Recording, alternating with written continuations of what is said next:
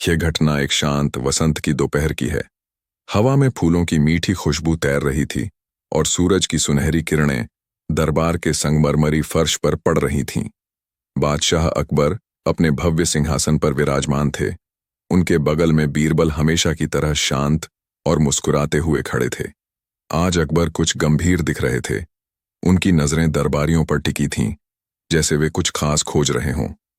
अचानक अकबर ने अपनी गंभीर आवाज में पूछा, मुझे एक बात बताओ, मेरे दरबारियों, इस दुनिया में सबसे ज्यादा मूर्ख कौन है? पूरे दरबार में सन्नाटा छा गया। दरबारी एक दूसरे का मुंह ताकने लगे। ये कैसा सवाल था? बादशाह भला क्यों पूछ रहे हैं कि सबसे बड़ा मूर्ख कौन है? और इसका जवाब देना तो और भी मुश्किल था।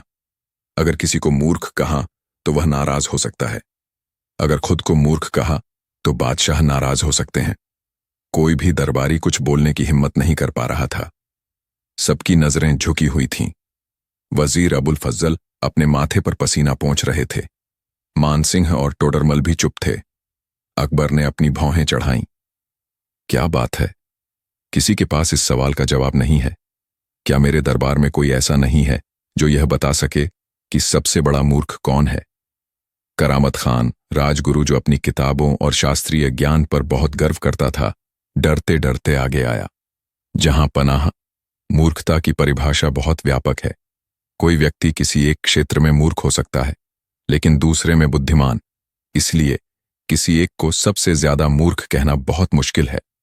शमशेर बहादुर, सैनिक सरदार, ने कहा, जहां पनाह, मूर्खता का संबंध ताकत से नहीं होता। एक ताकतवर व्यक्ति भी मूर्ख हो सकता है और एक कमजोर व्यक्ति भी। हकीम फैजल, राजवैद्य, ने कहा, जहां पनाह, शायद मूर्खता एक प्रकार की मानसिक अवस्था है। हमें पहले मूर्ख शब्द को परिभाषित करना होगा। अकबर ने इन सब की बातें सुनी और मुस्कुराए। तुम सब परिभाषाएं देने में लगे हो, लेकिन मेरे सवाल का जवाब किसी के पास नहीं है। मैं कोई किताबी ज्ञान नहीं चाहता। मैं एक सीधा जवाब चाहता हूं। मुझे बताओ, कौन है वह जो सबसे ज्यादा मूर्ख है? बीरबल हमेशा की तरह शांत खड़े थे। उन्होंने अकबर की ओर देखा और मुस्कुराए। उन्हें पता था कि अकबर की हर पहेली के पीछे कोई न कोई गहरा अर्थ छिपा होता है। अकबर ने बीरबल की ओर देखा। बीरबल, तुम क्या सोचते हो? तुम तो हमेशा सबकी मूर्खता और बुद्धिमत्ता को पहचानते हो। बताओ, कौन है इस दुनिया में सबसे ज्यादा मूर्ख? बीरबल ने एक गहरी सांस ली और बोले, जहां पनाह, आपकी पहेली बहुत गहरी है। इसका जवाब देने के लिए मुझे कुछ समय चाहिए, लेकिन मैं आपको विश्वास दिलाता हूं कि मैं सबसे ज्यादा मूर्ख व्यक्ति को ढूंढ कर लाऊंगा। अकबर मुस्कुराए। ठीक है बीरबल, मैं तुम्हें 3 दिन का समय देता हूं। 3 दिन बाद तुम मुझे दरबार में सबसे ज्यादा मूर्ख व्यक्ति को पेश करोगे। और याद रहे, तुम्हारा चुनाव सही होना चाहिए, वरना तुम्हें इसका परिणाम भुगतना पड़ेगा। बीरबल ने सिर झुकाया और अकबर से विदा ली। उन्हें पता था कि यह एक और अनोखी चुनौती थी जिसे सुलझाने में उन्हें मजा आएगा। भाग 2, बीरबल की अनोखी खोज और विचित्र उम्मीदवार। बीरबल ने अकबर से विदा ली और तुरंत अपनी खोज में जुट गए। उन्हें पता था कि अकबर का यह सवाल सिर्फ एक साधारण प्रश्न नहीं था, बल्कि इसके पीछे कोई गहरा संदेश छिपा था। सबसे ज्यादा मूर्ख को ढूंढना कोई आसान काम नहीं था। बीरबल ने सबसे पहले शहर के बाजार में घूमना शुरू किया। उन्होंने लोगों के व्यवहार, उनकी बातें और उनके कार्यों को ध्यान से देखा। पहले दिन बीरबल को एक ऐसा व्यक्ति मिला जो एक पुराने टूटे हुए बर्तन में पानी भरकर एक बड़े पत्थर पर डाल रहा था। तुम यह क्या कर रहे हो? बीरबल ने उससे पूछा। व्यक्ति ने कहा, हुजूर, मैं इस पत्थर को पिघलाने की कोशिश कर रहा हूं। मेरे पुरखों ने कहा था कि पानी की एक एक बूंद पत्थर को तोड़ सकती है, तो मैंने सोचा कि पिघला भी सकती है। बीरबल मुस्कुराए। यह व्यक्ति मूर्ख जरूर था, लेकिन क्या सबसे ज्यादा? शायद नहीं। दूसरे दिन बीरबल को एक और व्यक्ति मिला जो एक भरी हुई टोकरी को अपने सिर पर रखकर चल रहा था। उसके बगल में एक गधा चल रहा था जिस पर कोई बोझ नहीं था। तुम यह टोकरी गधे पर क्यों नहीं रखते? बीरबल ने उससे पूछा। व्यक्ति ने कहा, हुजूर, गधे पर पहले से ही बहुत बोझ है। मैं उस पर अपनी टोकरी का बोझ कैसे डाल सकता हूं? बीरबल हंसे। उस व्यक्ति को लगा कि गधे पर पहले से ही एक आदमी बैठा है, तो उस पर और बोझ डालना अन्याय होगा। यह व्यक्ति भी मूर्ख था, लेकिन क्या सबसे ज्यादा? शायद नहीं। बीरबल अपनी खोज जारी रखे हुए थे। उन्हें पता था कि उन्हें कुछ ऐसा अनोखा व्यक्ति ढूंढना होगा जिसकी मूर्खता बेमिसाल हो। तीसरे दिन बीरबल एक गांव से गुजर रहे थे। उन्होंने देखा कि एक आदमी एक लंबी सी लकड़ी लेकर एक पेड़ पर चढ़ने की कोशिश कर रहा था। वह लकड़ी पेड़ से भी लंबी थी और वह उसे ऊपर खींचने की कोशिश कर रहा था। तुम यह क्या कर रहे हो? बीरबल ने उससे पूछा। व्यक्ति ने कहा, हुजूर, मुझे इस लकड़ी को ऊपर पेड़ पर ले जाना है ताकि मैं इस पर बैठकर आराम कर सकूं।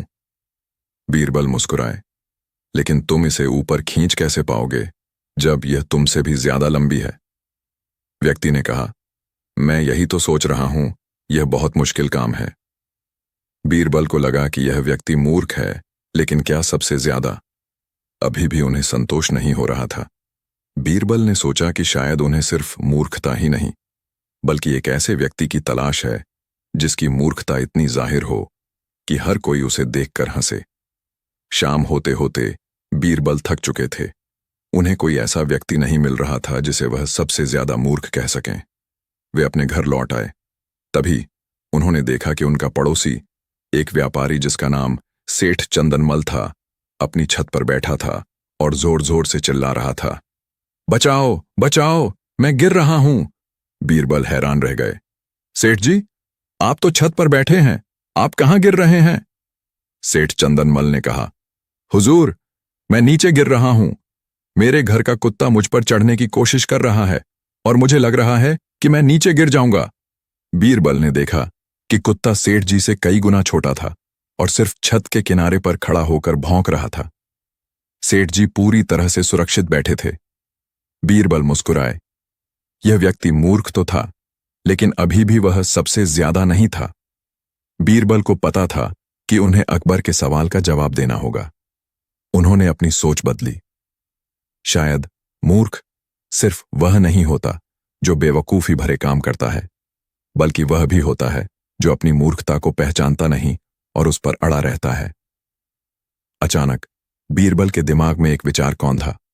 उन्होंने अपनी खोज को एक नए सिरे से शुरू किया। भाग 3, दरबार में मूर्खों की परेड और बीरबल का अंतिम उम्मीदवार। अगले दिन सुबह दरबार में भारी भीड़ थी। सब उत्सुक थे कि बीरबल किसको सबसे ज्यादा मूर्ख घोषित करेंगे। अकबर अपने सिंहासन पर विराजमान थे। उनके चेहरे पर उत्सुकता थी। बीरबल ने दरबार में प्रवेश किया। उनके पीछे 4 व्यक्ति चल रहे थे, जिनमें से प्रत्येक एक से बढ़कर एक अजीब हरकत कर रहा था। पहला व्यक्ति वही था जो पत्थर पिघलाने की कोशिश कर रहा था। वह अपने हाथ में एक छोटा सा पत्थर का टुकड़ा लिए था और उस पर पानी की बूंदें टपका रहा था। दूसरा व्यक्ति वही था जो गधे पर बोझ नहीं डाल रहा था। वह अपने सिर पर टोकरी उठाए हुए था और गधा उसके बगल में आराम से चल रहा था। तीसरा व्यक्ति वही था जो लंबी लकड़ी पेड़ पर चढ़ाने की कोशिश कर रहा था।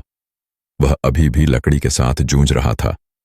चौथा व्यक्ति सेठ चंदनमल था, जो छत से गिरने का नाटक कर रहा था। वह अब दरबार में गिरने का नाटक कर रहा था, जिससे लोग उसे सहारा दें। पूरा दरबार इन चारों को देखकर हंसी से लोटपोट हो रहा था। अकबर भी अपनी हंसी नहीं रोक पाए। बीरबल, अकबर ने हंसते हुए कहा, यह तो तुमने कमाल कर दिया। ये सब तो एक से बढ़कर एक मूर्ख हैं, लेकिन इनमें से सबसे ज्यादा मूर्ख कौन है? बीरबल ने मुस्कुराते हुए कहा, जहां पनाह, ये सब मूर्ख अवश्य हैं, लेकिन अभी मुझे सबसे ज्यादा मूर्ख को पेश करना बाकी है। पूरा दरबार उत्सुकता से बीरबल की ओर देखने लगा। अगर ये सब मूर्ख नहीं हैं, तो सबसे ज्यादा मूर्ख कौन होगा? बीरबल ने एक गहरी सांस ली और बोले, जहां पनाह, इस दुनिया में सबसे ज्यादा मूर्ख कोई और नहीं, बल्कि आप स्वयं हैं। पूरे दरबार में सन्नाटा छा गया। दरबारियों की आंखें फटी रह गईं। किसी ने कभी सोचा भी नहीं था कि बीरबल बादशाह को ही मूर्ख कहेंगे। यह तो एक बहुत बड़ी गुस्ताखी थी। अकबर का चेहरा पहले तो गुस्से से लाल हो गया। बीरबल, यह क्या गुस्ताखी है? तुम मुझे मूर्ख कह रहे हो? बीरबल ने शांत रहते हुए कहा, जहां पनाह, मैंने वही कहा जो सच है, और मैं इसे साबित भी कर सकता हूं। अकबर ने अपनी तलवार की मूठ पर हाथ रखा। साबित करो बीरबल। अगर तुम साबित नहीं कर पाए तो तुम्हें इसका परिणाम भुगतना पड़ेगा। भाग 4। बीरबल का ज्ञान, अकबर की हंसी और मूर्खता का विश्लेषण। बीरबल ने अकबर की ओर देखा और मुस्कुराए।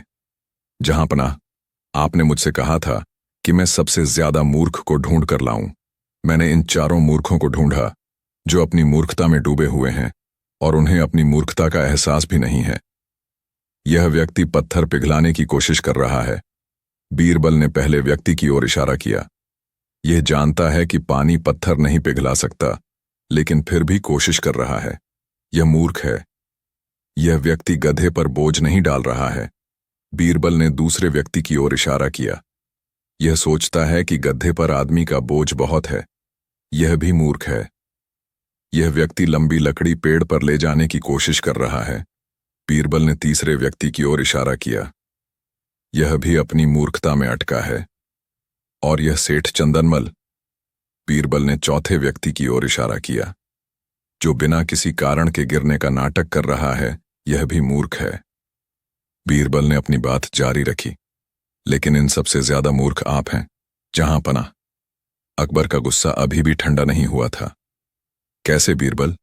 मैं कैसे सबसे ज्यादा मूर्ख हूं? बीरबल ने समझाया। जहांपनाह, इन चारों ने तो अपनी मूर्खता दिखाई है, लेकिन ये किसी और को नुकसान नहीं पहुंचा रहे हैं। वे अपनी दुनिया में खुश हैं। लेकिन आपने मुझे यह मूर्खों को खोजने का काम दिया। बीरबल ने अपनी आवाज में थोड़ा मजाक भरते हुए कहा। आपने मुझे 3 दिन का समय दिया कि मैं इन मूर्खों को ढूंढ कर लाऊं।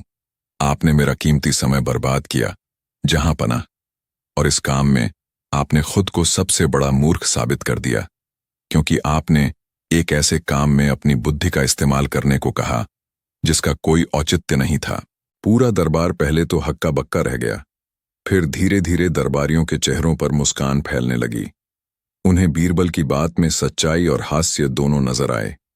अकबर भी पहले तो चौंक गए, फिर उन्हें बीरबल की बात समझ आई।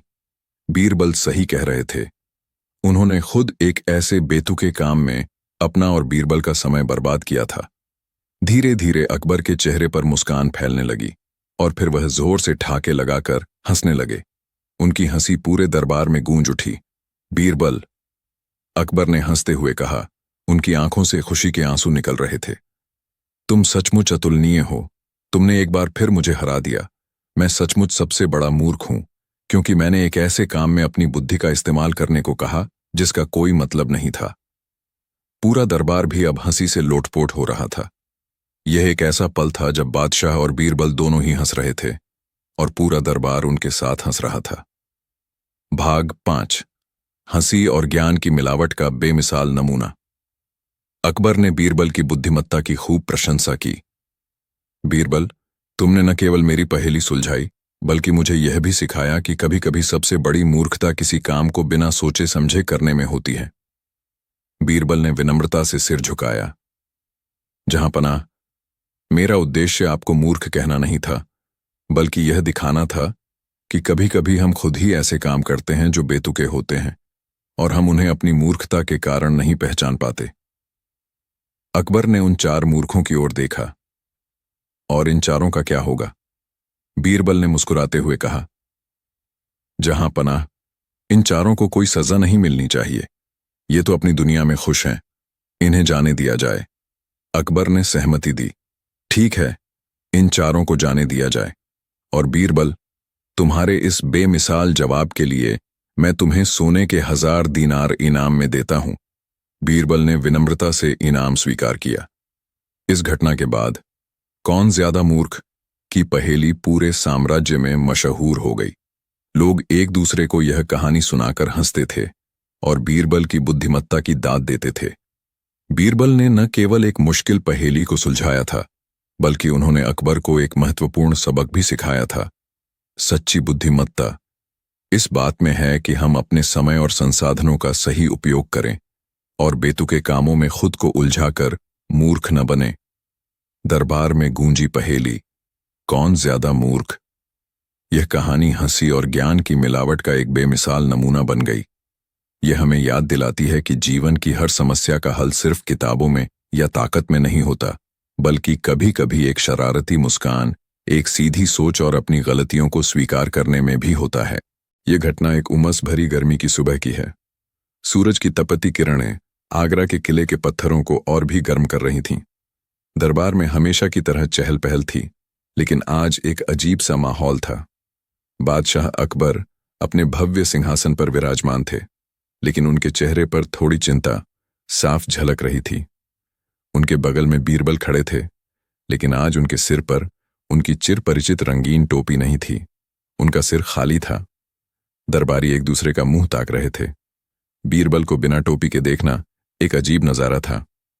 उनकी टोपी उनकी पहचान का हिस्सा थी और वह कभी उसे उतारते नहीं थे, सिवाय सोते समय। क्या बात है बीरबल? अकबर ने उत्सुकता से पूछा। आज तुम्हारे सिर पर तुम्हारी प्रिय टोपी क्यों नहीं है? क्या तुम उसे भूल आए हो? बीरबल ने एक गहरी सांस ली। उनके चेहरे पर थोड़ी निराशा थी, लेकिन उनकी आंखों में हमेशा की तरह शरारत की चमक भी थी। जहांपनाह, मैं अपनी टोपी भूला नहीं हूं, बल्कि वह चोरी हो गई है। पूरा दरबार सन्नाटे में आ गया। बीरबल की टोपी चोरी हो गई? यह कैसे संभव था? बीरबल के कक्ष की सुरक्षा इतनी कड़ी थी कि एक मक्खी भी बिना इजाजत अंदर नहीं जा सकती थी। चोरी? अकबर ने अपनी भौहें चढ़ाईं। बीरबल, तुम ये क्या कह रहे हो? तुम्हारे कक्ष से कोई चीज चोरी कैसे हो सकती है? और तुम्हारी टोपी, ये तो कोई बहुत महंगी चीज भी नहीं है। बीरबल ने मुस्कुराते हुए कहा, जहांपनाह, वह मेरे लिए अनमोल है, क्योंकि वह आपकी दी हुई है। और हां, वह सिर्फ एक साधारण टोपी नहीं है, वह आपकी बुद्धि और मेरी पहचान का प्रतीक है। वजीर अबुल फजल ने कहा, हुजूर बीरबल, क्या आपको किसी पर शक है? बीरबल ने चारों ओर देखा। मुझे नहीं पता। मुझे सुबह अपनी टोपी अपने तकिए के पास नहीं मिली। मैंने पूरे कमरे में ढूंढा, लेकिन वह कहीं नहीं मिली। ऐसा लगता है कि कोई उसे चुपचाप उठा ले गया। अकबर गंभीर हो गए। यह सिर्फ एक टोपी की बात नहीं थी, यह शाही सुरक्षा का मामला था। अगर कोई बीरबल के कक्ष से कुछ चुरा सकता था, तो महल में किसी की भी चीज सुरक्षित नहीं थी, और यह एक बादशाह की प्रतिष्ठा का सवाल भी था। यह बहुत गंभीर बात है, अकबर ने गरजते हुए कहा। जो भी इस चोरी के पीछे है, उसे तुरंत मेरे सामने लाया जाए। बीरबल, मैं तुम्हें आदेश देता हूं कि तुम अपनी टोपी के चोर का पता लगाओ। अगर चोर नहीं पकड़ा गया, तो महल की सुरक्षा पर सवाल उठेंगे। बीरबल ने सिर झुकाया।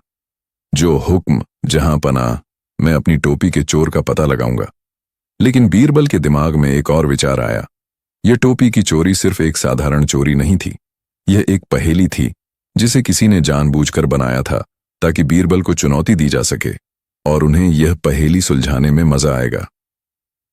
भाग 2, बीरबल की जांच और 3 अजीबोगरीब दरबारी।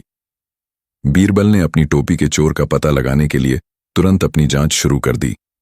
उन्हें पता था कि जिसने भी यह काम किया था, वह बहुत चालाक था, क्योंकि उसने कोई निशान नहीं छोड़ा था। सबसे पहले बीरबल ने अपने कक्ष के बाहर तैनात पहरेदारों से बात की। क्या रात में किसी ने मेरे कक्ष में घुसने की कोशिश की? बीरबल ने पूछा। एक पहरेदार ने कहा, नहीं हुजूर, रात भर सब शांत था। कोई भी पक्षी भी पर नहीं मार सकता, चोर की तो बात ही छोड़िए। दूसरे पहरेदार ने भी यही बात दोहराई।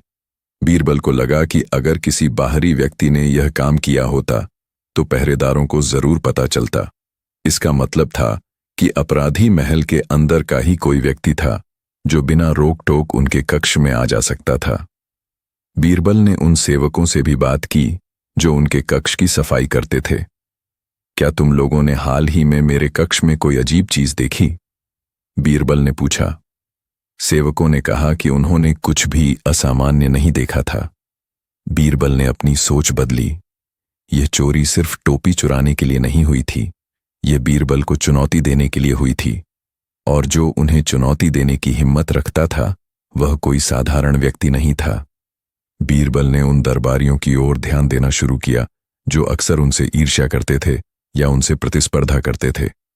उन्हें 3 दरबारी ऐसे लगे जिन पर उन्हें थोड़ा शक था।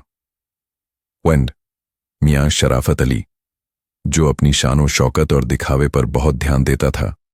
वह अक्सर बीरबल के कपड़ों और टोपी की तारीफ करता था, लेकिन उसकी आंखों में हमेशा थोड़ी ईर्ष्या होती थी। काजी नूरुद्दीन, जो अपनी विद्वत्ता और धार्मिक ज्ञान पर बहुत गर्व करता था, वह अक्सर बीरबल को सिर्फ एक हाजिर जवाब कहकर नीचा दिखाने की कोशिश करता था।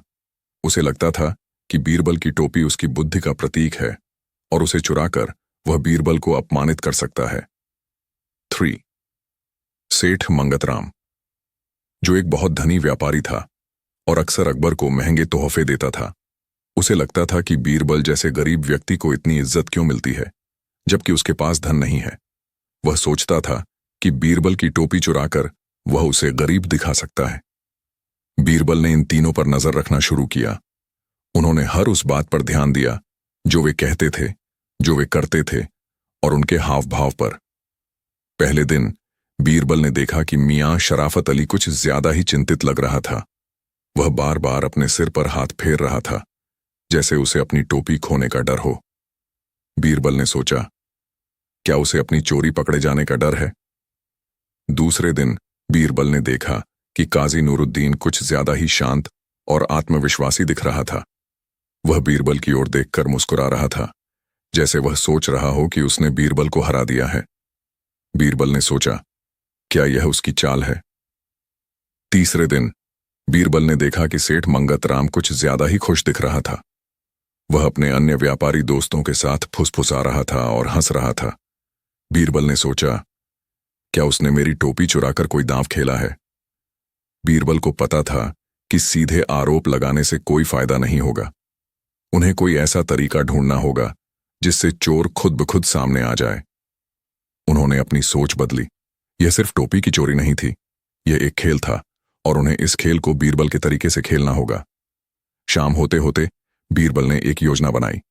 यह एक ऐसी योजना थी जो दरबार को हंसी से लोटपोट कर देगी और चोर को भी सामने ले आएगी। भाग 3, बीरबल की चाल, शाही गधा और हंसी का तूफान। अगले दिन सुबह दरबार में एक अजीबोगरीब घोषणा हुई। बीरबल ने अकबर से अनुमति ली थी कि वह अपनी टोपी के चोर को पकड़ने के लिए एक विशेष विधि का उपयोग करेंगे। पूरा दरबार उत्सुकता से भरा हुआ था। सब यह जानने को बेताब थे कि बीरबल अपनी टोपी का चोर कैसे पकड़ेंगे। अकबर अपने सिंहासन पर विराजमान थे। उनके बगल में बीरबल खड़े थे और आज भी उनके सिर पर टोपी नहीं थी। बीरबल ने दरबार में बैठे तीनों संदिग्धों मियां शराफत अली, काजी नूरुद्दीन और सेठ मंगतराम की ओर देखा। उनके चेहरों पर थोड़ी चिंता साफ झलक रही थी। जहां पनाह, बीरबल ने कहा, मैंने अपनी टोपी के चोर का पता लगा लिया है और वह चोर अब आपके सामने है। दरबार में सन्नाटा छा गया। सब एक दूसरे का मुंह ताकने लगे। बीरबल ने एक सेवक को इशारा किया। सेवक एक बड़ा काला खुरदुरा कपड़ा लेकर आया। बीरबल ने उस कपड़े को काजी नूरुद्दीन, मियां शराफत अली और सेठ मंगतराम के चेहरों पर डाल दिया। यह क्या कर रहे हो बीरबल? अकबर ने उत्सुकता से पूछा। बीरबल ने मुस्कुराते हुए कहा, जहां पनाह, यह मेरी चोर पकड़ने की विधि है। अब मैं आपको चोर से मिलवाता हूं। बीरबल ने फिर एक और सेवक को इशारा किया। इस बार सेवक एक गधे को लेकर दरबार में आया। गधे को फूलों की माला पहनाई गई थी और उसके ऊपर एक छोटा सा कपड़ा डाला गया था। पूरा दरबार हैरान रह गया। गधा चोर पकड़ने के लिए?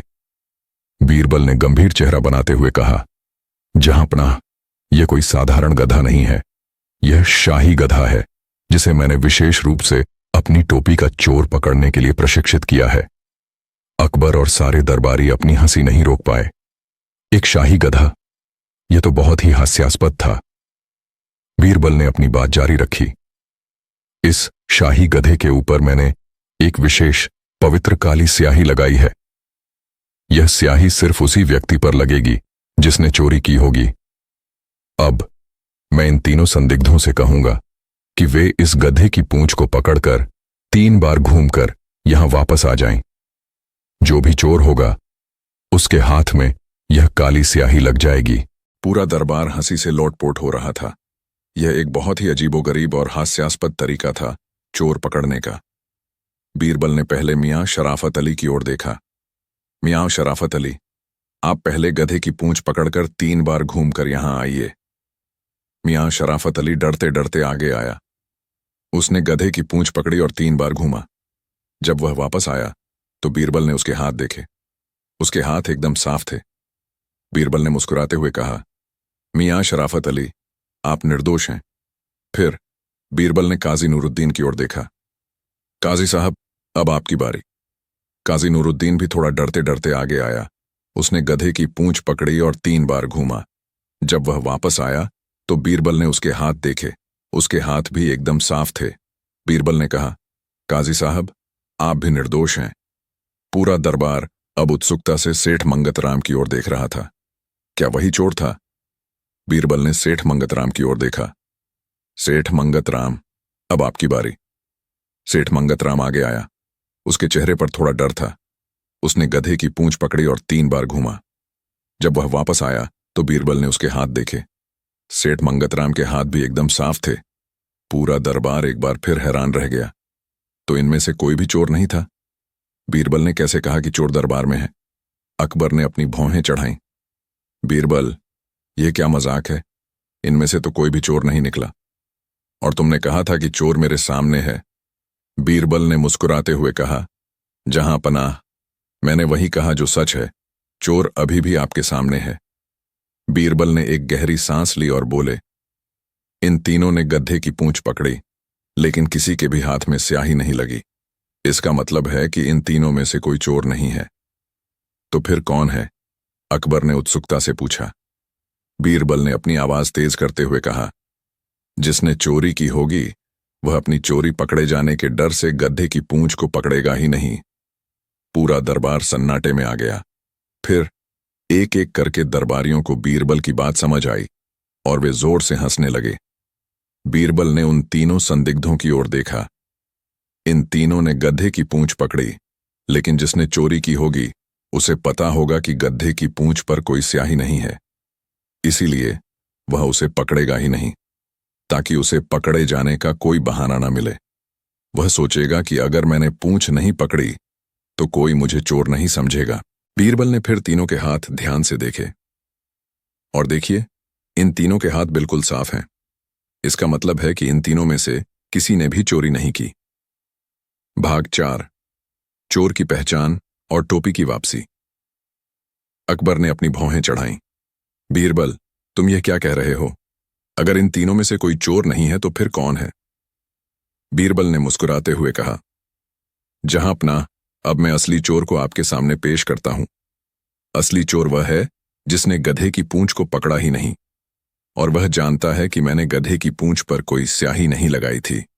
बीरबल ने फिर एक एक करके दरबारियों की ओर देखा।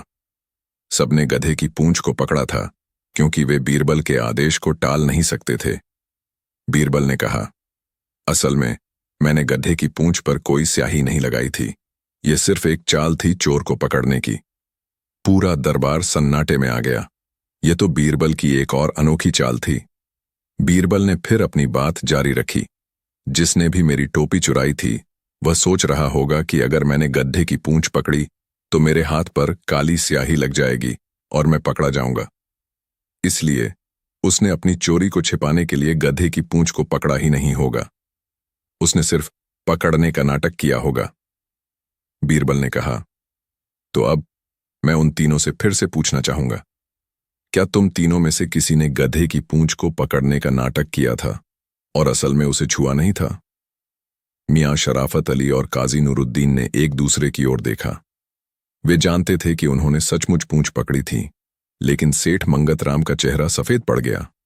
उसने डरते डरते कहा, माफ कीजिए जहांपना, मैंने गधे की पूंछ नहीं पकड़ी थी। मैंने सिर्फ नाटक किया था।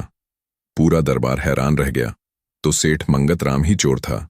बीरबल ने मुस्कुराते हुए कहा, तो सेठ मंगतराम, तुम ही चोर हो जिसने मेरी टोपी चुराई है। सेठ मंगतराम कांपने लगा।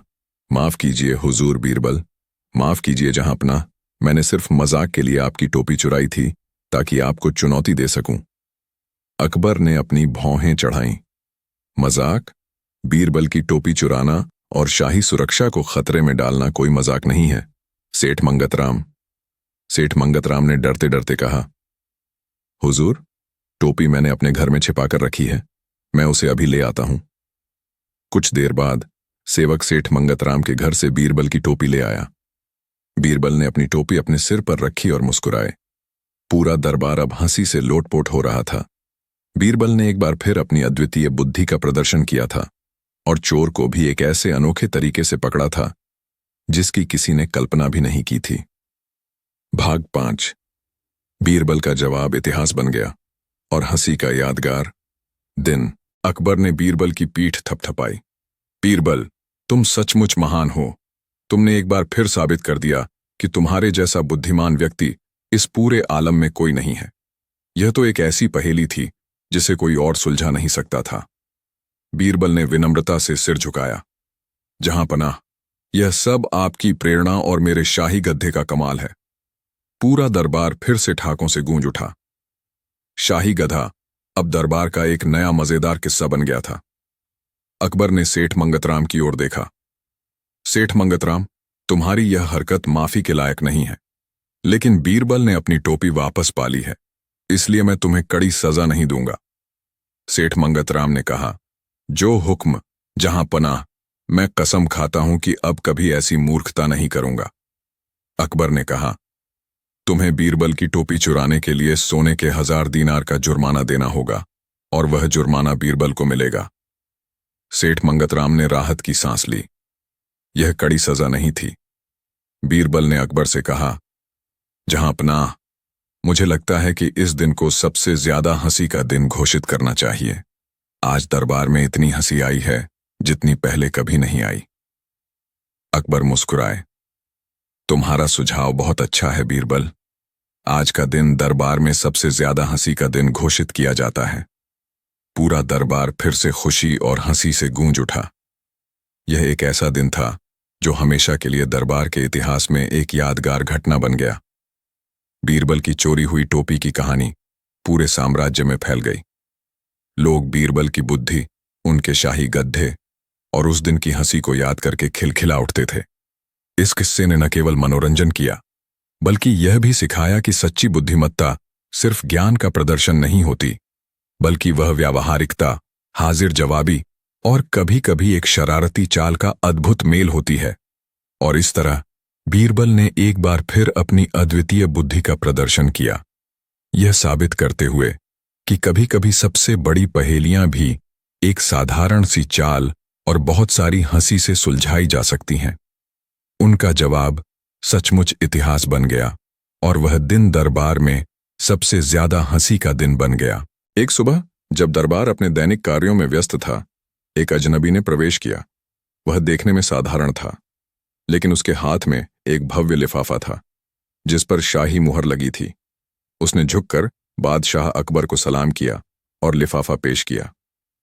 जहां पनाह, अजनबी ने कहा, यह एक विशेष निमंत्रण है, एक ऐसे मेहमान की ओर से जो आपसे मिलने को उत्सुक है।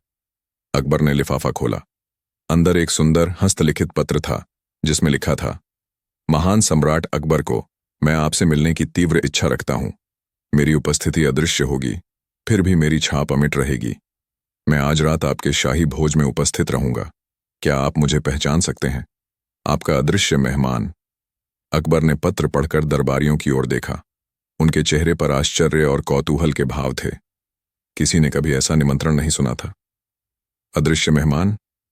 अकबर ने मुस्कुराते हुए कहा, यह तो बड़ा दिलचस्प लगता है, लेकिन यह है कौन और इसे कैसे पहचाना जाएगा? दरबारी एक दूसरे को देखने लगे। कोई जवाब नहीं सूझा। आखिर अदृश्य को कैसे देखा जा सकता है? बीरबल। अकबर ने अपनी हमेशा की तरह बीरबल की ओर देखा। तुम क्या सोचते हो? क्या यह कोई जादूगर है या कोई शरारती आत्मा? बीरबल मुस्कुराए। जहां पनाह, यह कुछ भी हो सकता है, लेकिन एक बात निश्चित है, यह मेहमान हमें मनोरंजन का एक अनोखा अवसर देगा। हमें चुनौती स्वीकार करनी चाहिए। बहुत खूब, अकबर ने कहा, आज रात शाही भोज का आयोजन किया जाए और सभी दरबारियों को आमंत्रित किया जाए। देखते हैं यह अदृश्य मेहमान कौन है और बीरबल इसे कैसे पहचानते हैं। खबर पूरे दरबार में फैल गई। हर कोई उत्सुक था कि यह अदृश्य मेहमान कौन होगा और बीरबल इस पहेली को कैसे सुलझाएंगे। शहर में भी चर्चा शुरू हो गई कि बादशाह के दरबार में एक अदृश्य मेहमान आने वाला है। कुछ ने सोचा कि यह कोई अफवाह है, जबकि कुछ ने इसे एक जादुई घटना माना। अध्याय 2।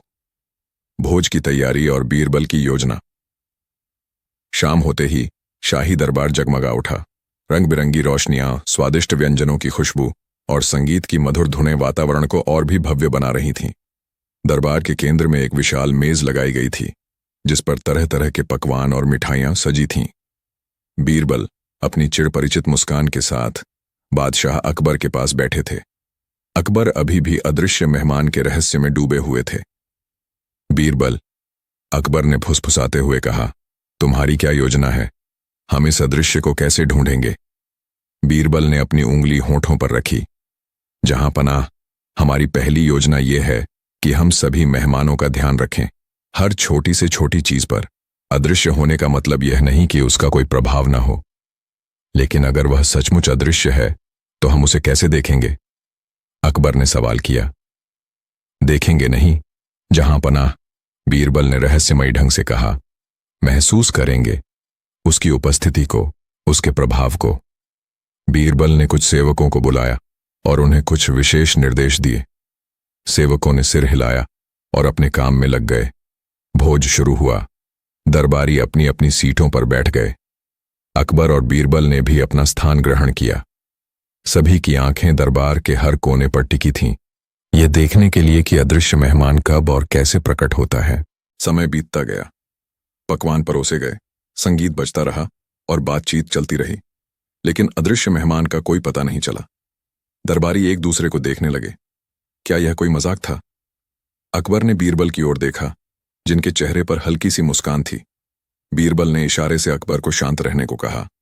अचानक एक अजीब घटना हुई। मेज पर रखे पकवानों में से एक पकवान, जो सबसे स्वादिष्ट और सुगंधित था, अचानक गायब हो गया। एक पल पहले वह वहां था, अगले ही पल वह खाली थाली थी। दरबारी फुसफुसाने लगे। अदृश्य मेहमान, एक दरबारी ने हैरानी से कहा। एक और घटना हुई। एक सुंदर फूलों का गुलदस्ता, जो मेज के बीच में रखा था, अचानक अपनी जगह से हिल गया और जमीन पर गिर गया। फूल बिखर गए। अब तो दरबार में हल्की सी घबराहट फैल गई। क्या यह सचमुच कोई अदृश्य शक्ति थी? अकबर ने बीरबल की ओर देखा। बीरबल ने मुस्कुराते हुए सिर हिलाया। फिर एक और अजीब चीज हुई। मेज पर रखे एक गिलास में से पानी अचानक गिरने लगा। ऐसा लग रहा था जैसे कोई अदृश्य हाथ गिलास को टेढ़ा कर रहा हो। यह अदृश्य मेहमान तो बड़ा शरारती है, अकबर ने हंसी दबाते हुए कहा। अध्याय 3, बीरबल का जाल। बीरबल ने धीरे से अपने पास बैठे एक सेवक को इशारा किया। सेवक ने तुरंत मेज के नीचे से एक बड़ी थाली निकाली, जिसमें बारीक पिसी हुई रेत भरी थी। उसने धीरे से उस थाली को मेज के ठीक नीचे, जहां से पकवान गायब हुआ था, रख दिया। दरबारी अभी भी असमंजस में थे। वे देख रहे थे कि बीरबल क्या कर रहे हैं।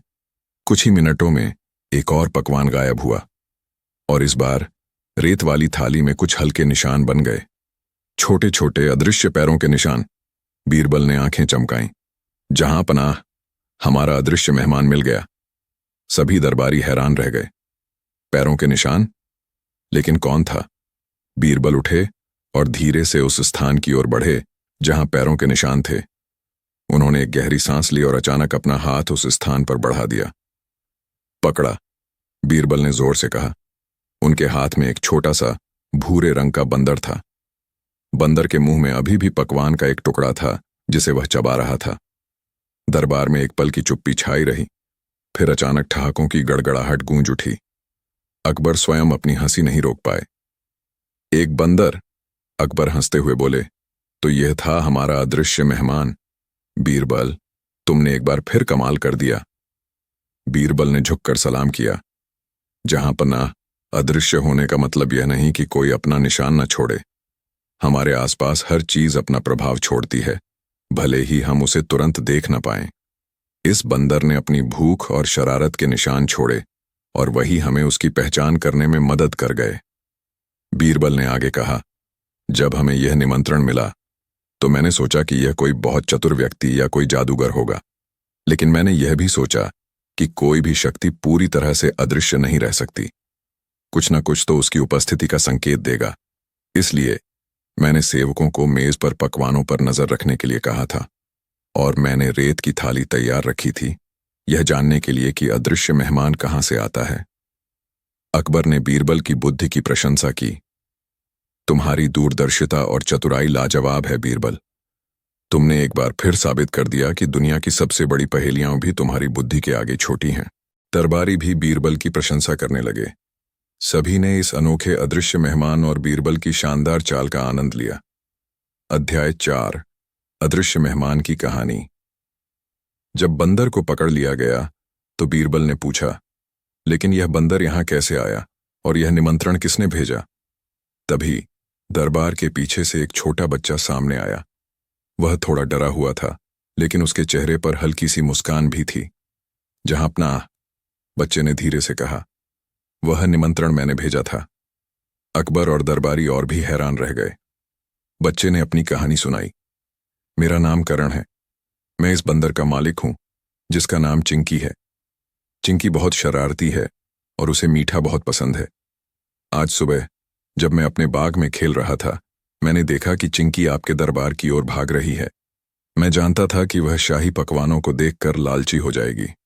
मैंने सोचा कि अगर मैं सीधे दरबार में जाकर चिंकी को पकड़ने की कोशिश करता तो मुझे सजा मिलती। इसलिए मैंने यह योजना बनाई। मैंने एक पत्र लिखा जिसमें मैंने चिंकी को अदृश्य मेहमान बताया, ताकि कोई उसे पकड़ने की कोशिश न करे। करण ने आगे कहा, मैं जानता था कि बीरबल जी बहुत बुद्धिमान हैं। मुझे लगा कि वह चिंकी की शरारतों को समझ जाएंगे और उसे पकड़ लेंगे, लेकिन मुझे सजा नहीं मिलेगी।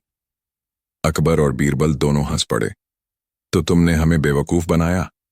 अकबर ने करण से पूछा, लेकिन उनके स्वर में गुस्सा नहीं बल्कि स्नेह था। जी नहीं, जहां पनाह, करण ने कहा। मैं बस अपनी चिंकी को बचाना चाहता था और आपकी बुद्धि का परीक्षण भी करना चाहता था। बीरबल ने करण की चतुराई की सराहना की। तुम बहुत चतुर बच्चे हो करण, और तुम्हारी चिंकी भी कम नहीं है। लेकिन अगली बार अगर तुम्हें पकवान खाने हो तो सीधे दरबार में आकर मांगना, चोरी मत करना। अकबर ने कर्ण को माफ कर दिया और उसे कुछ स्वर्ण मुद्राएं भी भेंट की।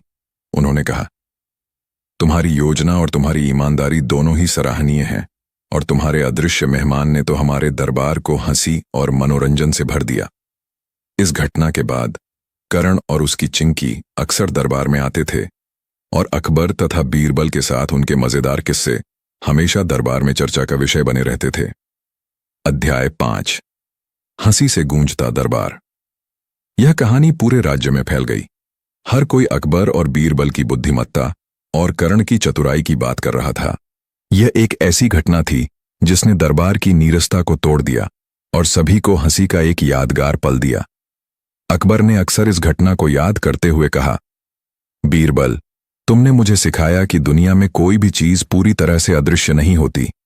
हर चीज का अपना एक निशान होता है, अगर हम उसे ध्यान से देखें। बीरबल ने उत्तर दिया, जहां पनाह, और आपने मुझे सिखाया कि कभी कभी सबसे बड़ी पहेलियां सबसे छोटे और सबसे अप्रत्याशित स्रोतों से आती हैं। इस दिन से अदृश्य मेहमान की कहानी अकबर बीरबल के किस्सों में एक और मजेदार अध्याय बन गई, जो हमें यह सिखाती है कि बुद्धि, हास्य और थोड़ी सी शरारत मिलकर जीवन को और भी दिलचस्प बना सकते हैं। और कभी कभी सबसे बड़ी सच्चाई सबसे छिपी हुई जगह पर होती है, जिसे केवल एक गहरी नजर और एक खुली सोच ही देख सकती है। यह घटना सिर्फ एक मनोरंजन नहीं थी, बल्कि यह बीरबल की इस धारणा की पुष्टि करती थी कि जीवन की हर समस्या का समाधान मौजूद होता है, बस उसे सही दृष्टिकोण से देखने की आवश्यकता है। और यह भी सिखाती है कि कभी-कभी सबसे छोटे और अप्रत्याशित स्रोतों से भी सबसे बड़े सबक सीखे जा सकते हैं। दरबार की हंसी सदियों तक गूंजती रही, और अदृश्य मेहमान का यह किस्सा हमेशा अकबर और बीरबल की अद्वितीय जोड़ी की याद दिलाता रहा।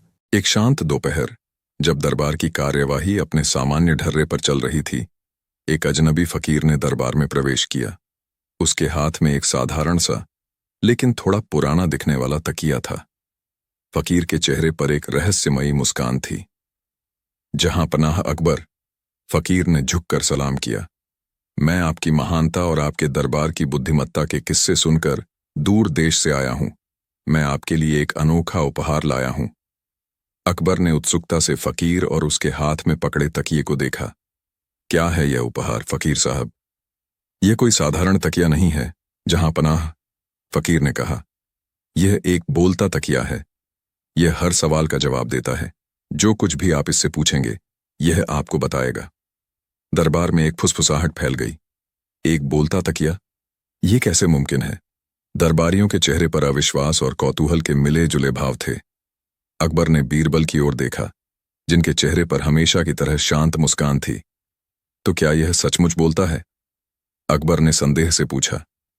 निश्चित रूप से, जहां पनाह, फकीर ने जवाब दिया। उसने तकिए को अकबर के सामने रखा। आप इससे कोई भी सवाल पूछ सकते हैं। एक दरबारी, जो अपनी शंका के लिए जाना जाता था, आगे बढ़ा। ठीक है, अगर तुम इतने ही समझदार हो तो बताओ मेरे घर में कितनी मुर्गियां हैं। फकीर ने तकिए की ओर देखा और कुछ फुसफुसाया। फिर उसने तकिए को कान लगाकर सुना और मुस्कुराते हुए कहा, तकिया कहता है कि तुम्हारे घर में ठीक 7 मुर्गियां हैं। दरबारी की आंखें फैल गईं। यह तो सही है, मेरे घर में 7 मुर्गियां हैं। पूरा दरबार हैरान रह गया। यह तो चमत्कार था। एक और दरबारी ने पूछा, मेरा बेटा कल सुबह क्या खाएगा? फकीर ने फिर वही प्रक्रिया दोहराई और जवाब दिया, तकिया कहता है कि वह कल सुबह बाजरे की रोटी और दही खाएगा। उस दरबारी ने भी पुष्टि की, हाँ, उसे बाजरे की रोटी और दही बहुत पसंद है। यह तो अविश्वसनीय है। अकबर स्वयं भी चकित थे। उन्होंने कभी ऐसी चीज नहीं देखी थी। बीरबल, उन्होंने कहा, यह क्या माजरा है? क्या यह सचमुच बोलता है? बीरबल ने अपनी मुस्कान गहरी की। जहां पनाह, दुनिया में कई रहस्यमयी चीजें हैं, लेकिन हर रहस्य का एक तर्क होता है। अकबर ने फकीर से कहा, यह तकिया बहुत मूल्यवान है। हम इसे अपने पास रखना चाहेंगे। तुम्हें इसकी क्या कीमत चाहिए? फकीर ने कहा, जहां पनाह, मैं इसके बदले में कुछ नहीं चाहता। बस मुझे आपके दरबार में कुछ दिन रुकने की अनुमति दें, ताकि मैं आपकी महानता को करीब से देख सकूं। अकबर सहमत हो गए। बोलता तकिया शाही खजाने में चला गया और फकीर को शाही मेहमान के रूप में ठहराया गया। अध्याय 2, दरबार में तकिए का बोलबाला। अगले कुछ दिनों तक बोलता तकिया दरबार में चर्चा का केंद्र बन गया। हर कोई उससे सवाल पूछना चाहता था। छोटे मोटे झगड़े सुलझाने से लेकर भविष्यवाणियां करने तक तकिए का बोलबाला हो गया। कल का मौसम कैसा रहेगा? क्या मेरी फसल अच्छी होगी? मेरा खोया हुआ सिक्का कहां मिलेगा? और फकीर हमेशा तकिए को कान लगाकर जवाब देता। धीरे धीरे दरबार में एक नया चलन शुरू हो गया। किसी भी महत्वपूर्ण निर्णय से पहले लोग तकिए से सलाह लेने लगे। यहां तक कि अकबर भी कभी कभी तकिए से छोटे मोटे सवाल पूछ लेते थे। बीरबल दूर बैठे यह सब देख रहे थे। उनके चेहरे पर हमेशा की तरह एक हल्की सी मुस्कान रहती थी। कुछ दरबारियों को बीरबल की यह खामोशी पसंद नहीं आई। एक दरबारी ने कहा, बीरबल जी, यह तकिया तो आपसे भी ज्यादा बुद्धिमान लगता है। यह हर बात का जवाब देता है और आप तो बस मुस्कुराते रहते हैं। बीरबल ने शांत भाव से कहा, हर चीज की अपनी जगह होती है मेरे दोस्त, और हर जवाब का अपना स्रोत। इस पर दरबारी हंस पड़े। उन्हें लगा कि बीरबल तकिए की बढ़ती लोकप्रियता से ईर्ष्या कर रहे हैं। एक दिन अकबर ने बीरबल को बुलाया। बीरबल, यह तकिया तो अद्भुत है। यह हमारे लिए कई समस्याओं का समाधान कर रहा है। बीरबल ने सिर हिलाया। निश्चित रूप से, जहां पनाह, यह एक बहुत ही अनोखा तकिया है। लेकिन मुझे एक बात समझ नहीं आती। अकबर ने कहा, अगर यह तकिया इतना ही बुद्धिमान है तो फकीर इसे अपने पास क्यों नहीं रखता? वह इसे हमें क्यों दे गया? बीरबल मुस्कुराए। यह एक अच्छा सवाल है जहां पनाह। शायद फकीर जानता था कि इसकी असली कीमत क्या है। अकबर को बीरबल की बात में कुछ गहराई नजर आई। तुम क्या कहना चाहते हो बीरबल? जहां पनाह, बीरबल ने कहा, यह तकिया वास्तव में बोलता है या नहीं, यह एक अलग बात है। महत्वपूर्ण बात यह है कि कौन बोलता है और क्यों बोलता है। अकबर ने अपनी भौहें चढ़ाईं। क्या तुम यह कहना चाहते हो कि फकीर हमें धोखा दे रहा है? मैं बस यह कहना चाहता हूं, जहां पनाह, कि हर चमत्कार के पीछे एक चाल हो सकती है और हमें उस चाल को समझने की कोशिश करनी चाहिए। अकबर ने बीरबल की बुद्धिमत्ता पर हमेशा भरोसा किया था। उन्होंने बीरबल से इस रहस्य को सुलझाने को कहा। बीरबल, मैं चाहता हूं कि तुम इस बोलते तकिए का रहस्य उजागर करो। अगर यह फकीर हमें बेवकूफ बना रहा है तो उसे सजा मिलनी चाहिए। बीरबल ने चुनौती स्वीकार की। जैसा आप कहें, जहां पनाह, लेकिन मुझे कुछ समय और आपकी मदद की आवश्यकता होगी। अध्याय 3। बीरबल की चाल। अगले दिन बीरबल ने फकीर को बुलाया। फकीर साहब, बीरबल ने कहा, यह तकिया सचमुच अद्भुत है, लेकिन मुझे इसकी थोड़ी और जानकारी चाहिए। यह कैसे काम करता है? क्या इसके अंदर कोई जादू है? फकीर ने मुस्कुराते हुए कहा, बीरबल जी, यह एक प्राचीन रहस्य है। यह तकिया सदियों से ज्ञानियों के पास रहा है और इसमें अलौकिक शक्तियां समाहित हैं। बीरबल ने सिर हिलाया। मुझे लगता है कि यह बहुत नाजुक भी होगा, है ना? जी बिल्कुल, फकीर ने तुरंत कहा। इसे बहुत सावधानी से रखना चाहिए। इसे कभी अकेला नहीं छोड़ना चाहिए और इसे किसी भी तरह के नुकसान से बचाना चाहिए। बहुत खूब, बीरबल ने कहा। मैं आज रात तकिए को अपने कमरे में रखना चाहूंगा। मैं इसकी शक्तियों का अध्ययन करना चाहता हूं। और हां, मैं चाहता हूं कि कोई भी मेरे कमरे में ना आए। तकिए को पूरी एकाग्रता की आवश्यकता है। फकीर थोड़ा झिझका, लेकिन वह बीरबल को मना नहीं कर सका। ठीक है बीरबल जी, लेकिन कृपया इसका ध्यान रखें। उस रात बीरबल ने तकिए को अपने कमरे में रखा। उन्होंने कमरे में सभी नौकरों को बाहर निकाल दिया और दरवाजा अंदर से बंद कर लिया। लेकिन बीरबल ने एक छोटी सी योजना बनाई थी। उन्होंने एक गुप्त दरवाजा थोड़ा खुला रखा था, जो उनके कमरे के पीछे एक छोटे से गलियारे में खुलता था। रात गहरा रही थी। बीरबल ने बिस्तर पर लेटे हुए तकिए की ओर देखा। उन्होंने तकिए से कोई सवाल नहीं पूछा। वह बस इंतजार कर रहे थे। लगभग आधी रात के करीब बीरबल को कमरे में हल्की सी आहट सुनाई दी। उन्होंने अपनी आंखें बंद कर लीं, जैसे कि वे सो रहे हों। एक काली परछाई धीरे से कमरे में दाखिल हुई। वह फकीर था। फकीर ने तकिए को उठाया और उससे कुछ फुसफुसाया। फिर उसने तकिए को कान लगाकर सुना और अपने ही सवालों के जवाब देने लगा, जैसे कि वह तकिया ही बोल रहा हो।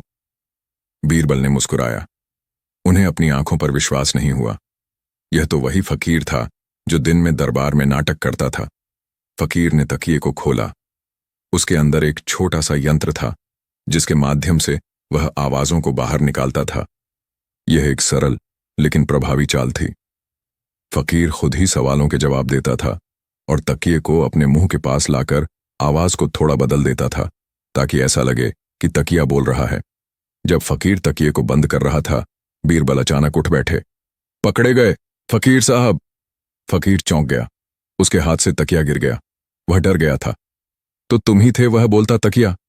बीरबल ने मुस्कुराते हुए कहा। फकीर ने घबराते हुए कहा, नहीं नहीं बीरबल जी, मैं तो बस क्या? बीरबल ने कहा, बस तुम बादशाह और पूरे दरबार को बेवकूफ बना रहे थे। ये तकिया नहीं बोलता, तुम बोलते हो। बीरबल ने तकिए को उठाया और उसे फकीर के सामने खोला। फकीर के पास कोई जवाब नहीं था। उसका चेहरा शर्म से लाल हो गया था। अध्याय 4। रहस्य का पर्दाफाश। अगली सुबह दरबार हमेशा की तरह भरा हुआ था। अकबर अपने सिंहासन पर बैठे थे और फकीर भी अपनी जगह पर था, हालांकि वह थोड़ा डरा हुआ लग रहा था।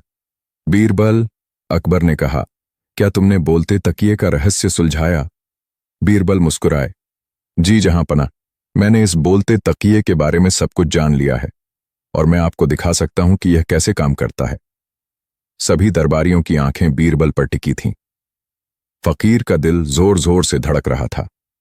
बीरबल ने तकिए को उठाया और उसे अकबर के सामने रखा।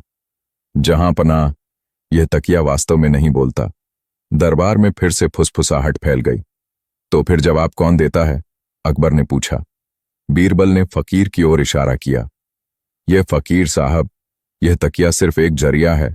जहांपना, फकीर साहब इसके अंदर एक छोटे से यंत्र का इस्तेमाल करते हैं और अपनी आवाज को बदलकर हमें बेवकूफ बनाते हैं। बीरबल ने फकीर से कहा, फकीर साहब, अब आप खुद इस तकिए से एक सवाल पूछिए और हमें दिखाइए कि यह कैसे बोलता है। फकीर के पास कोई चारा नहीं था। उसने तकिए को उठाया और डरते हुए पूछा, मेरे पास कितने पैसे हैं? फिर उसने तकिए को कान लगाकर सुना और खुद ही जवाब दिया, तकिया कहता है कि तुम्हारे पास आज सुबह के लिए 10 सिक्के हैं। बीरबल ने मुस्कुराया। वाह फकीर साहब, आप तो बड़े कलाकार निकले। अब आप दरबार के सामने भी यह सब करेंगे।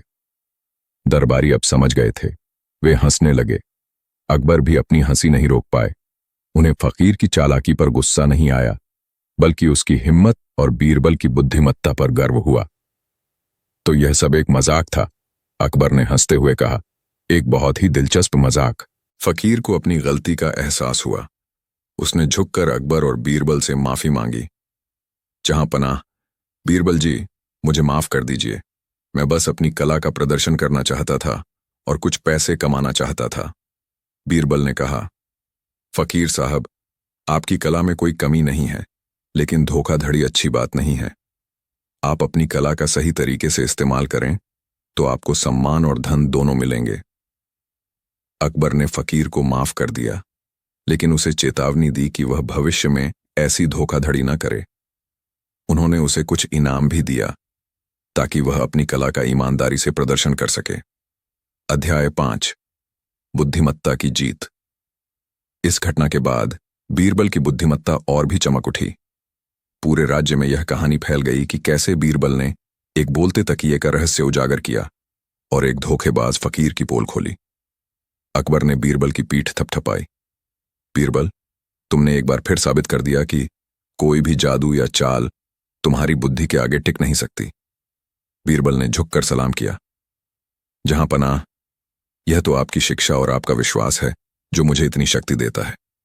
हर चीज का अपना एक तर्क होता है, बस हमें उसे खोजने की जरूरत होती है। यह घटना दरबारियों के लिए भी एक सबक थी। उन्होंने सीखा कि हर चमकने वाली चीज सोना नहीं होती और हर चमत्कार के पीछे एक साधारण सा तर्क हो सकता है। उन्हें अंधविश्वास की बजाय तर्क और बुद्धिमत्ता पर भरोसा करना चाहिए। और इस तरह बीरबल और बोलता तकिया की कहानी अकबर बीरबल के किस्सों में एक और यादगार अध्याय बन गई, जो हमें यह सिखाती है कि सच्ची बुद्धिमत्ता हमेशा झूठ और धोखे पर भारी पड़ती है और कभी-कभी सबसे बड़ी पहेलियां सबसे सरल तरीकों से सुलझाई जा सकती हैं, बशर्ते हमारे पास बीरबल जैसी तेज नजर और समझदारी हो। हंसी और बुद्धिमत्ता की यह जोड़ी हमेशा लोगों के दिलों में बसी रहेगी। एक शांत दोपहर, जब दरबार की कार्यवाही अपने सामान्य ढर्रे पर चल रही थी, एक अजनबी फकीर ने दरबार में प्रवेश किया। उसके हाथ में एक साधारण सा लेकिन थोड़ा पुराना दिखने वाला तकिया था। फकीर के चेहरे पर एक रहस्यमयी मुस्कान थी। जहां पनाह अकबर, फकीर ने झुककर सलाम किया। मैं आपकी महानता और आपके दरबार की बुद्धिमत्ता के किस्से सुनकर दूर देश से आया हूं। मैं आपके लिए एक अनोखा उपहार लाया हूं। अकबर ने उत्सुकता से फकीर और उसके हाथ में पकड़े तकिए को देखा। क्या है यह उपहार फकीर साहब? यह कोई साधारण तकिया नहीं है जहां पनाह, फकीर ने कहा। यह एक बोलता तकिया है। यह हर सवाल का जवाब देता है। जो कुछ भी आप इससे पूछेंगे, यह आपको बताएगा। दरबार में एक फुसफुसाहट फैल गई। एक बोलता तकिया, ये कैसे मुमकिन है? दरबारियों के चेहरे पर अविश्वास और कौतूहल के मिले जुले भाव थे। अकबर ने बीरबल की ओर देखा, जिनके चेहरे पर हमेशा की तरह शांत मुस्कान थी। तो क्या यह सचमुच बोलता है? अकबर ने संदेह से पूछा। निश्चित रूप से, जहां पनाह, फकीर ने जवाब दिया। उसने तकिए को अकबर के सामने रखा। आप इससे कोई भी सवाल पूछ सकते हैं। एक दरबारी, जो अपनी शंका के लिए जाना जाता था, आगे बढ़ा। ठीक है, अगर तुम इतने ही समझदार हो तो बताओ मेरे घर में कितनी मुर्गियां हैं? फकीर ने तकिए की ओर देखा और कुछ फुसफुसाया। फिर उसने तकिए को कान लगाकर सुना और मुस्कुराते हुए कहा, तकिया कहता है कि तुम्हारे घर में ठीक 7 मुर्गियां हैं। दरबारी की आंखें फैल गईं। ये तो सही है, मेरे घर में 7 मुर्गियां हैं। पूरा दरबार हैरान रह गया। यह तो चमत्कार था। एक और दरबारी ने पूछा, मेरा बेटा कल सुबह क्या खाएगा? फकीर ने फिर वही प्रक्रिया दोहराई और जवाब दिया, तकिया कहता है कि वह कल सुबह बाजरे की रोटी और दही खाएगा। उस दरबारी ने भी पुष्टि की, हाँ, उसे बाजरे की रोटी और दही बहुत पसंद है। यह तो अविश्वसनीय है। अकबर स्वयं भी चकित थे। उन्होंने कभी ऐसी चीज नहीं देखी थी। बीरबल, उन्होंने कहा, यह क्या माजरा है? क्या यह सचमुच बोलता है? बीरबल ने अपनी मुस्कान गहरी की। जहां पनाह, दुनिया में कई रहस्यमयी चीजें हैं, लेकिन हर रहस्य का एक तर्क होता है। अकबर ने फकीर से कहा, यह तकिया बहुत मूल्यवान है। हम इसे अपने पास रखना चाहेंगे। तुम्हें इसकी क्या कीमत चाहिए? फकीर ने कहा, जहां पनाह, मैं इसके बदले में कुछ नहीं चाहता। बस मुझे आपके दरबार में कुछ दिन रुकने की अनुमति दें, ताकि मैं आपकी महानता को करीब से देख सकूं। अकबर सहमत हो गए। बोलता तकिया शाही खजाने में चला गया और फकीर को शाही मेहमान के रूप में ठहराया गया। अध्याय 2। दरबार में तकिए का बोलबाला। अगले कुछ दिनों तक बोलता तकिया दरबार में चर्चा का केंद्र बन गया। हर कोई उससे सवाल पूछना चाहता था। छोटे मोटे झगड़े सुलझाने से लेकर भविष्यवाणियां करने तक तकिए का बोलबाला हो गया। कल का मौसम कैसा रहेगा? क्या मेरी फसल अच्छी होगी? मेरा खोया हुआ सिक्का कहाँ मिलेगा? और फकीर हमेशा तकिए को कान लगाकर जवाब देता। धीरे धीरे दरबार में एक नया चलन शुरू हो गया। किसी भी महत्वपूर्ण निर्णय से पहले लोग तकिए से सलाह लेने लगे। यहां तक कि अकबर भी कभी कभी तकिए से छोटे मोटे सवाल पूछ लेते थे। बीरबल दूर बैठे यह सब देख रहे थे। उनके चेहरे पर हमेशा की तरह एक हल्की सी मुस्कान रहती थी। कुछ दरबारियों को बीरबल की यह खामोशी पसंद नहीं आई। एक दरबारी ने कहा, बीरबल जी, ये तकिया तो आपसे भी ज्यादा बुद्धिमान लगता है। यह हर बात का जवाब देता है और आप तो बस मुस्कुराते रहते हैं। बीरबल ने शांत भाव से कहा, हर चीज की अपनी जगह होती है मेरे दोस्त, और हर जवाब का अपना स्रोत। इस पर दरबारी हंस पड़े। उन्हें लगा कि बीरबल तकिए की बढ़ती लोकप्रियता से ईर्ष्या कर रहे हैं। एक दिन अकबर ने बीरबल को बुलाया। बीरबल, यह तकिया तो अद्भुत है। यह हमारे लिए कई समस्याओं का समाधान कर रहा है। बीरबल ने सिर हिलाया।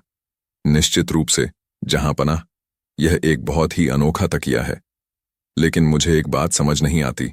अकबर ने कहा, अगर यह तकिया इतना ही बुद्धिमान है तो फकीर इसे अपने पास क्यों नहीं रखता? वह इसे हमें क्यों दे गया? बीरबल मुस्कुराए। यह एक अच्छा सवाल है जहां पनाह। शायद फकीर जानता था कि इसकी असली कीमत क्या है। अकबर को बीरबल की बात में कुछ गहराई नजर आई। तुम क्या कहना चाहते हो बीरबल? जहां पनाह, बीरबल ने कहा, यह तकिया वास्तव में बोलता है या नहीं, यह एक अलग बात है।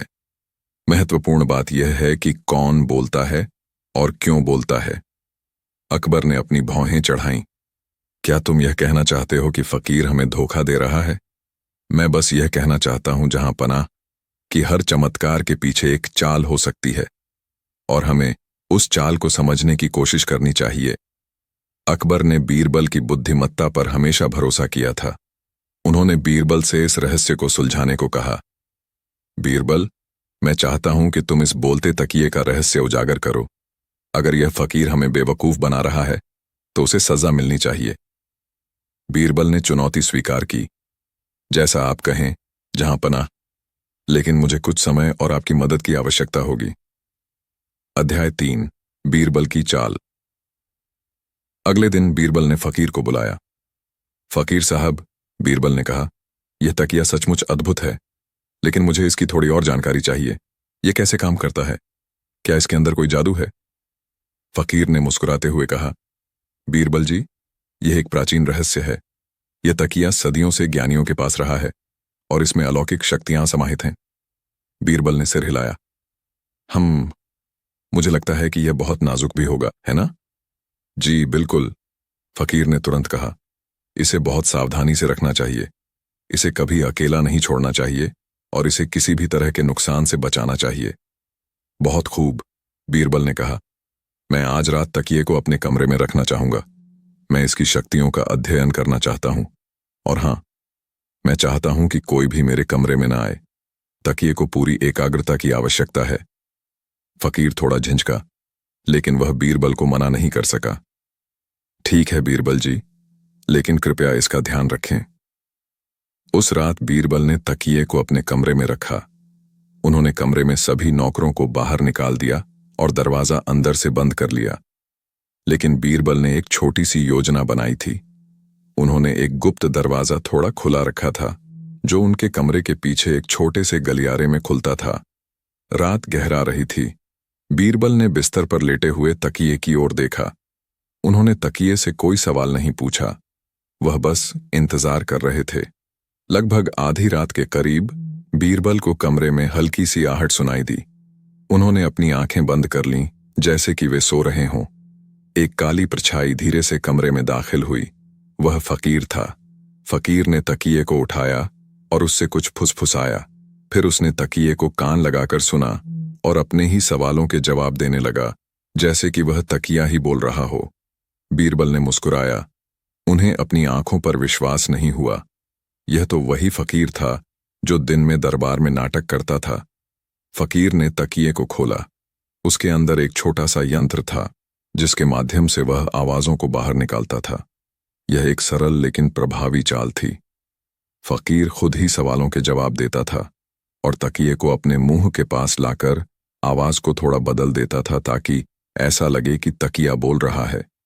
जब फकीर तकिए को बंद कर रहा था, बीरबल अचानक उठ बैठे। पकड़े गए फकीर साहब। फकीर चौंक गया। उसके हाथ से तकिया गिर गया। वह डर गया था। तो तुम ही थे वह बोलता तकिया? बीरबल ने मुस्कुराते हुए कहा। फकीर ने घबराते हुए कहा, नहीं नहीं बीरबल जी, मैं तो बस क्या? बीरबल ने कहा, बस तुम बादशाह और पूरे दरबार को बेवकूफ बना रहे थे। यह तकिया नहीं बोलता, तुम बोलते हो। बीरबल ने तकिए को उठाया और उसे फकीर के सामने खोला। फकीर के पास कोई जवाब नहीं था। उसका चेहरा शर्म से लाल हो गया था। अध्याय 4, रहस्य का पर्दाफाश। अगली सुबह दरबार हमेशा की तरह भरा हुआ था। अकबर अपने सिंहासन पर बैठे थे और फकीर भी अपनी जगह पर था, हालांकि वह थोड़ा डरा हुआ लग रहा था। बीरबल, अकबर ने कहा, क्या तुमने बोलते तकिए का रहस्य सुलझाया? बीरबल मुस्कुराए। जी जहां पनाह, मैंने इस बोलते तकिए के बारे में सब कुछ जान लिया है और मैं आपको दिखा सकता हूं कि यह कैसे काम करता है। सभी दरबारियों की आंखें बीरबल पर टिकी थीं। फकीर का दिल जोर जोर से धड़क रहा था। बीरबल ने तकिए को उठाया और उसे अकबर के सामने रखा। जहां पनाह, यह तकिया वास्तव में नहीं बोलता। दरबार में फिर से फुसफुसाहट फैल गई। तो फिर जवाब कौन देता है? अकबर ने पूछा। बीरबल ने फकीर की ओर इशारा किया। यह फकीर साहब, यह तकिया सिर्फ एक जरिया है। जहां पनाह, फकीर साहब इसके अंदर एक छोटे से यंत्र का इस्तेमाल करते हैं और अपनी आवाज को बदलकर हमें बेवकूफ बनाते हैं। बीरबल ने फकीर से कहा, फकीर साहब, अब आप खुद इस तकिए से एक सवाल पूछिए और हमें दिखाइए कि यह कैसे बोलता है। फकीर के पास कोई चारा नहीं था। उसने तकिए को उठाया और डरते हुए पूछा, मेरे पास कितने पैसे हैं? फिर उसने तकिए को कान लगाकर सुना और खुद ही जवाब दिया, तकिया कहता है कि तुम्हारे पास आज सुबह के लिए 10 सिक्के हैं। बीरबल ने मुस्कुराया। वाह फकीर साहब, आप तो बड़े कलाकार निकले। अब आप दरबार के सामने भी यह सब करेंगे? दरबारी अब समझ गए थे। वे हंसने लगे। अकबर भी अपनी हंसी नहीं रोक पाए।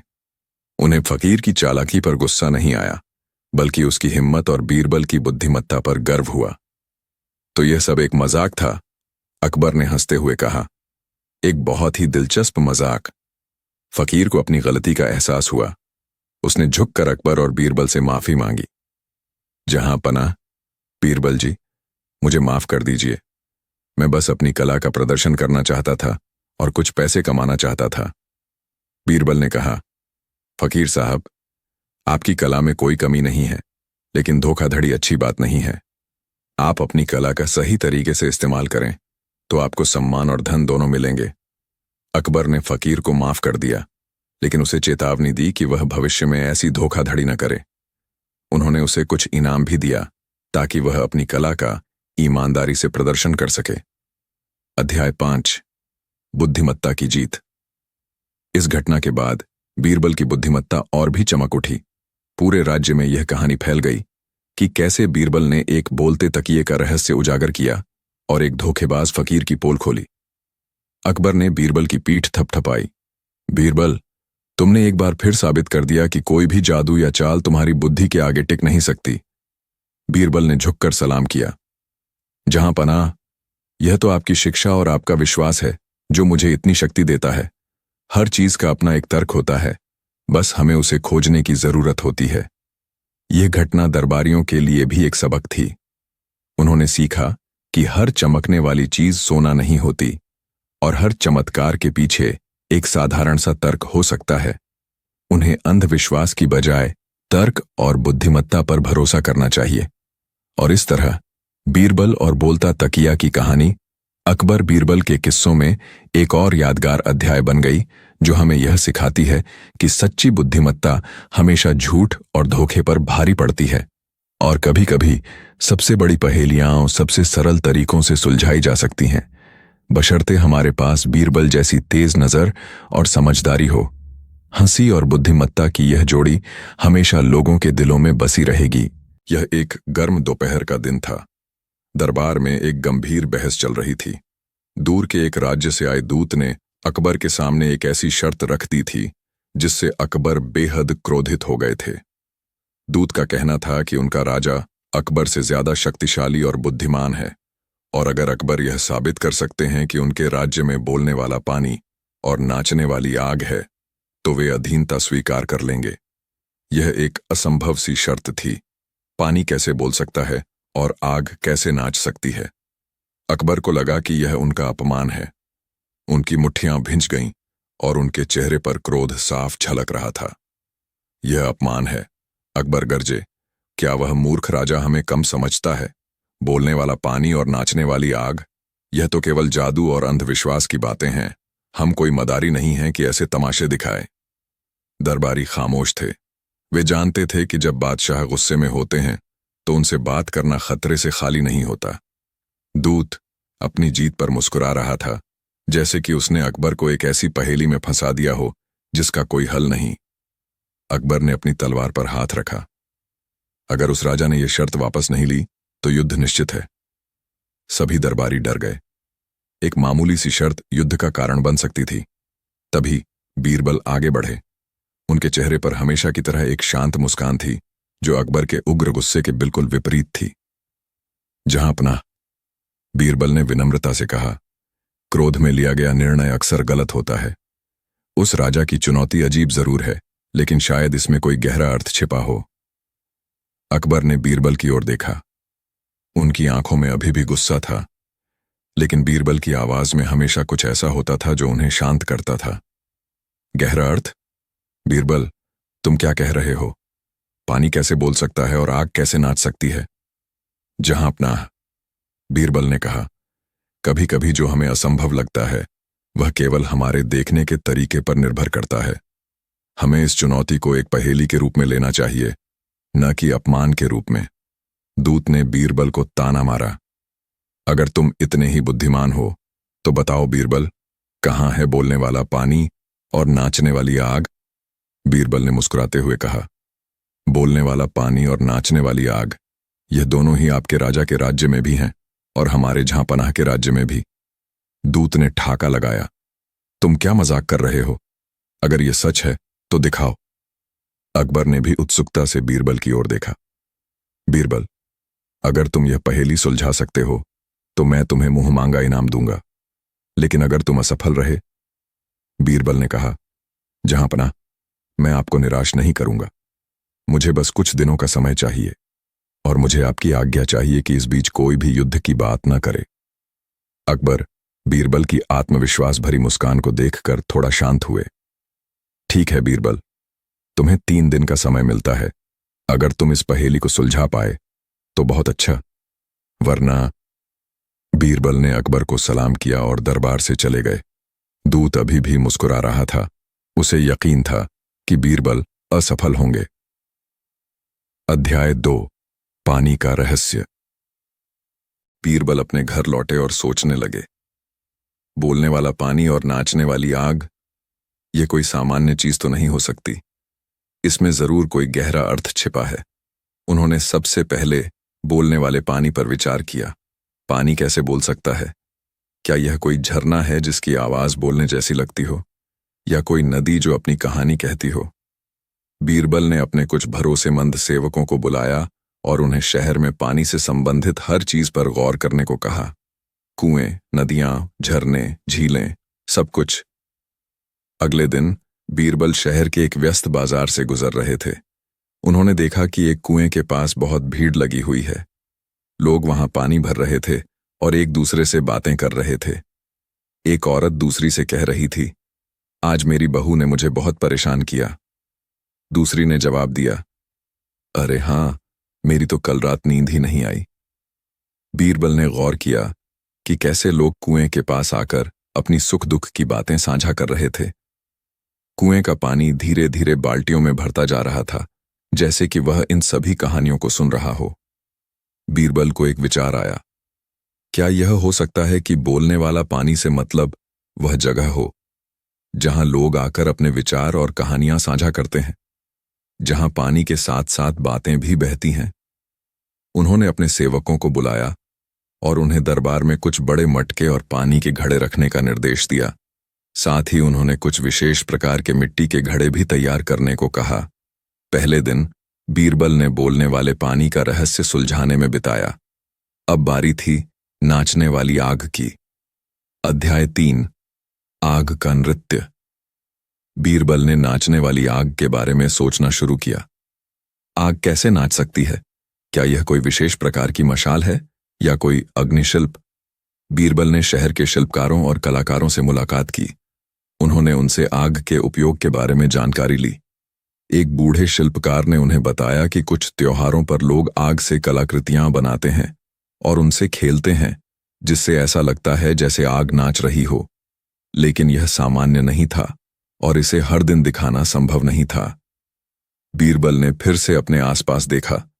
आग का सबसे सामान्य उपयोग क्या है? खाना पकाने में। घरों में चूल्हे जलते हैं, भट्टियां जलती हैं। बीरबल ने एक लोहार की दुकान के पास से गुजरते हुए देखा कि लोहार अपनी भट्टी में लोहे को गर्म कर रहा था। आग की लपटें लोहे पर पड़ रही थीं और लोहार उन्हें हथौड़े से पीट रहा था। लोहे से चिंगारियां निकल रही थीं, जो दूर से देखने पर नाचती हुई सी लग रही थीं। लेकिन यह अभी भी नाचने वाली आग का पूरा जवाब नहीं था। यह कुछ और होना चाहिए। अचानक बीरबल को एक और विचार आया। उन्होंने अपने बचपन का एक खेल याद किया, जब बच्चे धूप में चमकते हुए शीशे से कागज जलाते थे या कुछ खेल खेलते थे जहां रोशनी और परछाई का इस्तेमाल होता था। बीरबल ने अपने सेवकों को फिर से बुलाया और उन्हें दरबार में कुछ बड़े पारदर्शी शीशे और कुछ मशालें रखने का निर्देश दिया। दूसरे दिन भी खत्म हो गया था। अब बीरबल के पास केवल एक दिन बचा था। अध्याय 4, दरबार में पहेली का प्रदर्शन। तीसरे दिन दरबार हमेशा की तरह खचाखच भरा हुआ था। अकबर अपने सिंहासन पर बैठे थे। उनके चेहरे पर चिंता और उत्सुकता के मिले जुले भाव थे। दूत अपनी कुर्सी पर बैठा मुस्कुरा रहा था।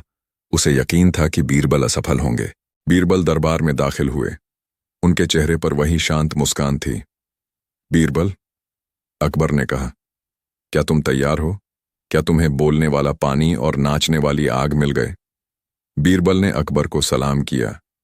जी जहां पनाह, मैंने आपकी आज्ञा का पालन किया है और आज मैं आपको वह बोलने वाला पानी और नाचने वाली आग दिखाऊंगा जो न केवल हमारे राज्य में बल्कि पूरी दुनिया में मौजूद है।